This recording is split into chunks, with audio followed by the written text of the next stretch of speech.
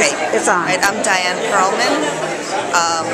By background, I'm a clinical psychologist. I'm also a political psychologist, and I've been interested for a long time in, say, the psychology of enemies, nonviolent conflict transformation, and both in terms of, say, nuclear proliferation, terrorism, and I have a problem-solving approach to the conflict. I spent my junior year at Hebrew University between 1970 and 71. I have family, former in-laws and relatives and friends and colleagues in Israel. Spent a lot of time there off and on over the decades, except not in the last 10 years. And I also have friends and colleagues in Gaza. And years ago I was doing research on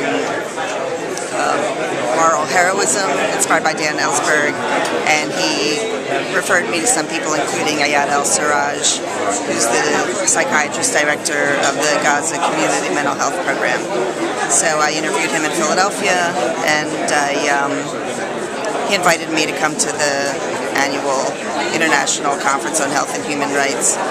So I made a proposal to do a paper on terrorism, psychoanatomy of political terrorism in 1997, and I went to Gaza, and I went back there in 99.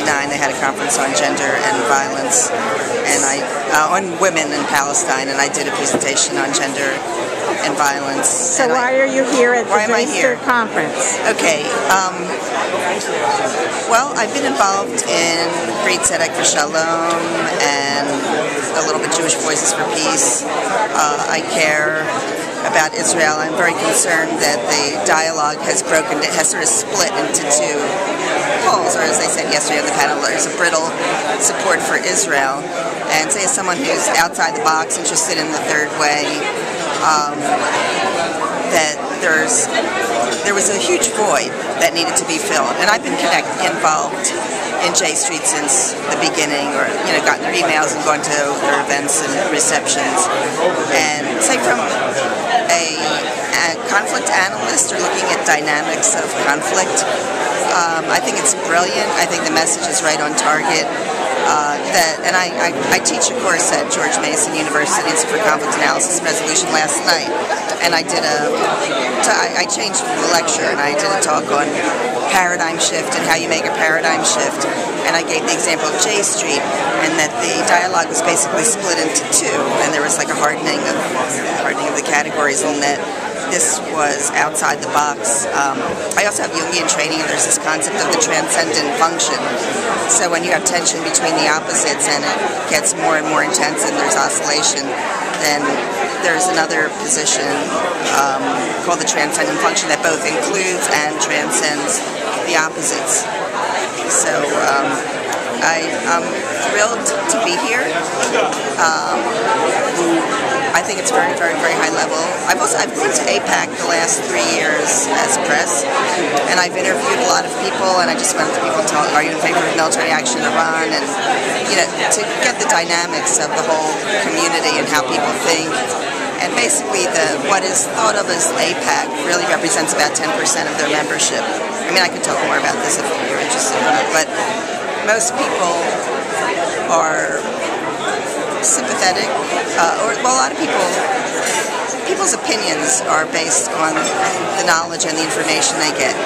And if you give people more knowledge and more information, most people change their opinion in a second. So anyway, you can ask me about that if you know more about that. Great. I love the panel on Iran. And what did you like about the panel on Iran? First of all, I live in Washington. I'm from Philadelphia.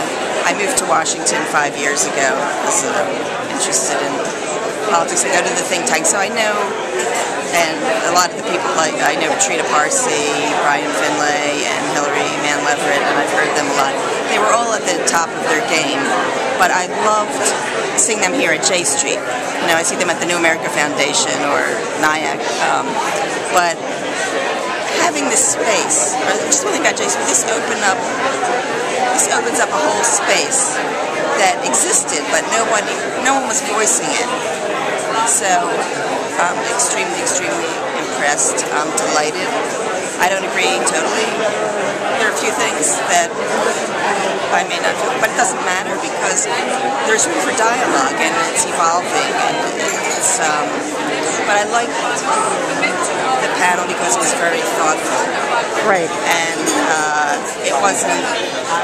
And by the way, I'm sort of anti, and just this morning I decided I'm also anti-pro, because anything that's sort of dualistic into categories, or sort of like pro-coexistence, or problem solving, or I look at questions in terms of what's the best case scenario? There are different outcomes. Like, let's say we're right here, and you can go this way, this way, this way, or this way. So what's the best way to deal with dangerous people? I'm interested in tension reduction. Sure. So, and a lot of our attitude and thinking, especially not just Israel, but the U.S., is we're right, we're good, we're wonderful. Right. And the way that we spread this is by coercion, threat, domination, carrot, sticks, reward, punishment. It's all like external control, which can provoke defiance, and it can break down, and it doesn't usually, it's not tuned into like who's on the receiving end of this. Or so what I liked about the panel, especially I like Hillary Mann-Levitt's. I don't have much battery. Okay, so talk on the grand bargain, and I have an idea for this, which I'll propose. Right.